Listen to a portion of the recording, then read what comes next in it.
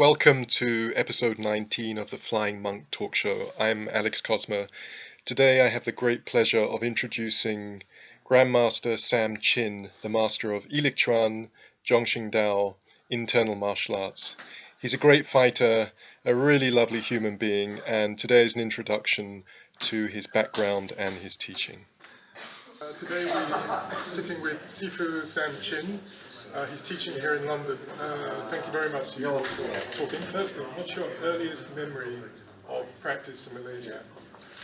The earliest memory, because that I was childhood, around 10 to 12 years old, that we will be in the village, you see, training with my father. That my father is training some of the students. So at that time, we try to just follow what the instruction, what they are teaching the students, you see. From there we start. I see. What was the system that your family has, that your father taught you? At that time, we don't have the name, because that he had been training several kind of martial arts. He was training, like I said, that Lee style from one of the Lee master, and one is a Feng Yan. It's Hakka Feng Yan that used the phoenix eyes. It's from Sifu Land. The last one is the Ruli Bakwa, that is from Lee, also Lee, is Lee Kim Cha. All right, and then from there is because that later on, because we moved down to the city, that one of the Lee Kim Cha students, my father junior, was calling him up to teach them. That was in 1980, late 60, like 68, 69. So there's a little group that start to train. I see. What was the main focus of the principle behind the system of training?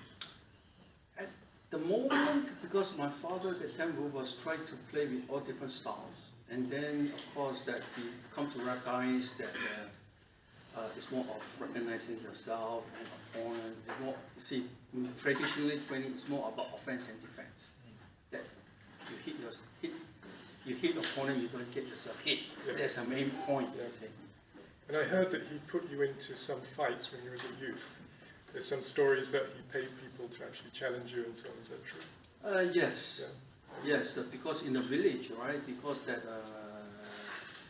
we want to train our confidence, because that at that time it's about, can you stay calm? Can you generate power? Can you really fight? So we will have competition like telling people come, and you can do whatever. You can kick, you can punch, but we will be only try to defend, right, and try to capture him and not to knock him out. So from there, it's very hard, because everyone, no doubt they have no martial arts, some have no martial arts, because they are a blue-collar labor, they are rubber tapper, tin miner, laborer. So they are strong, you see, and they have no routine. It's hardest part is that no routine. So street fighter. Just more like a street fight. They just come and whack you. You see. So sometimes you get whacked, you see. So this helps us to able to stay focused.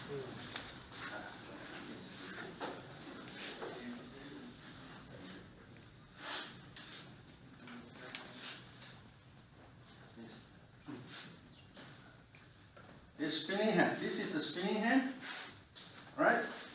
And then we say this is the sticky hand. We do stick it up again. Then of course, then from here you have this application.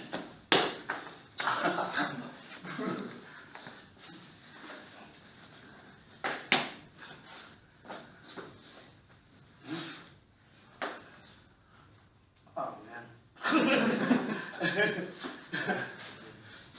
Then you went to America, and you ended up in a Buddhist temple for 10 years. Yes. So what happened in the temple? Because in the temple, we have all the monk friends that help to, because we discuss I Liq Chuan. The organizer was calling to start a class over there as the English program. So we start up to do something. When you start to do something, because it's a Westerner student. Every time you teach the Westerner student, they will ask why. They first ask question first. They have different mentality from the Asian. They will always ask, why should I do this? All right? Yeah. So because of traditionally way to train martial art, we are not used to that. Normally we give instruction to train first. Right? But of course that from here that I engage with the Buddhist temple, the philosophy, the Zen, that slowly I get to understand what is the main point of the awareness, the mindfulness aspect about knowing awareness part. So from there, because you study the sutra, the process, and they have a very clear method of approach, what they are talking about, what nature is. So slowly it defines things. So it defines things that I try to incorporate to the system, right? Then when you incorporate in the system, then system need to be changed, because that when you change it, because you hold on some principle that you want to express, so the movement also change, because the viewpoint change, right?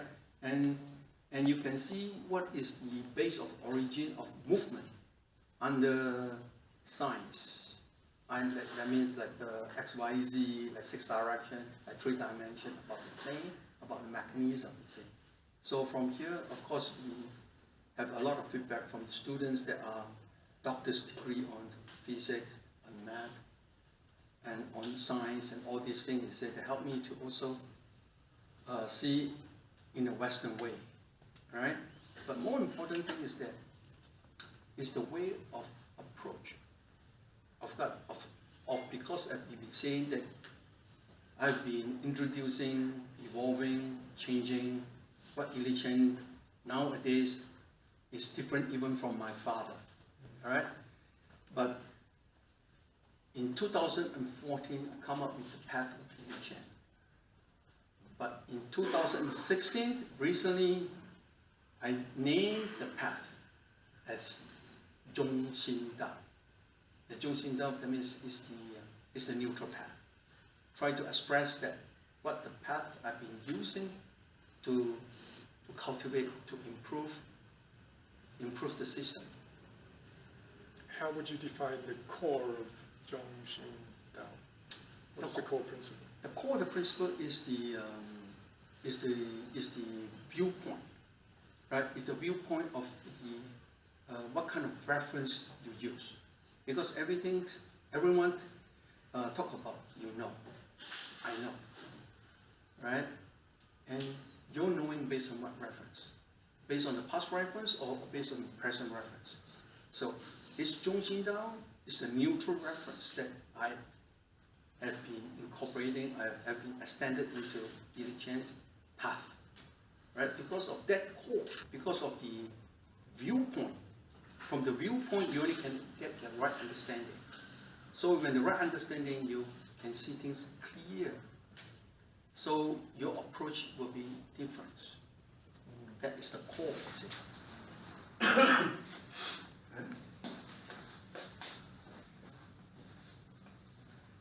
Alright, because of the spinning hand, because of our touch, we can easily get into China.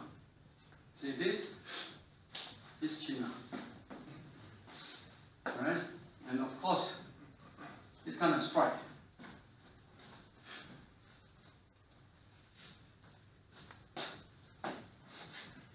And see, you have spread into like 20 countries with your teaching.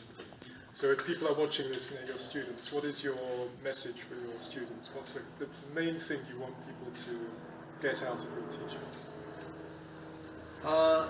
The main point, actually, for the teaching, actually, is to cultivate, right? Is to discipline yourself, to make yourself a better person.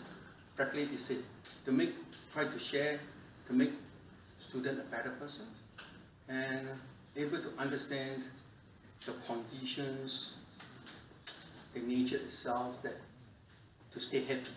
We say, practically we still come down to say that the art itself have for health, right? No doubt have martial, and the more important thing is spiritually, but you must be calm and able to deal with all situations, right? That you are able to maintain calmness, right? That is to deal with all situations and be practically be happy. You see, that's the main point.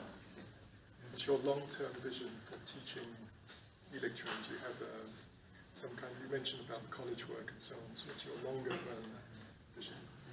My longer-term vision is that, of course, we try to share and get more instructors, and I'm working on academy that having programs that now I've been teaching in 2 colleges in university, Cabrina College and Penn University, that my student Len and Nancy, they are teaching 2 semesters there. We are trying out to come up with a more refined program that teaching the more younger generation, right, about how to learn. We are using this method as learning how to learn. That means to get the right tools for all these students to apply on their daily life, on whatever they come in contact. So this is a part of the tools that they can use in their lifetime. That is the main point. Very good. Thank you very much. Yes. Thank you. Thank you.